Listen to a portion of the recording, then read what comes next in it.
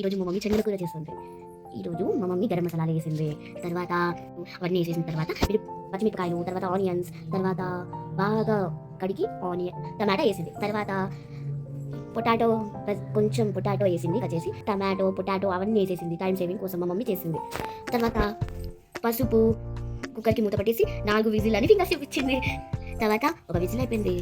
ఇప్పుడు మా మమ్మీ ఒక గిన్నె తీసుకొని అందులో వేడి నీళ్ళు బాగా వేడిగా అయ్యేదాకా ఉంచబట్టింది. తర్వాత నాకు ఇష్టం లేని పాలకూర వేసింది.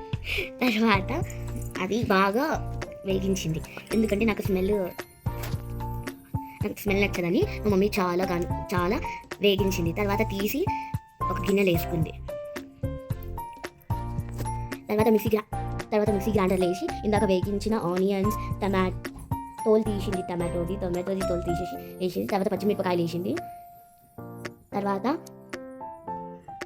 పప్పులు అది మిక్సీ పట్టింది. ఇప్పుడు ఒక కడాయిలో ఆయిల్ వేసుకుంది. తర్వాత బిర్యానీ ఆకులు వేసింది. తర్వాత ఇలాచి, తర్వాత ఇంగువ వేసింది. తర్వాత పసుపు, కారం వేసింది. ఇంతగాను తర్వాత ఆ మిక్సీ గ్రైండర్లో వేసి పెట్టింది కదా, ఆ పేస్ట్ ఇప్పుడు పాలకూర పేస్ట్ మా మమ్మీ వేసింది. తర్వాత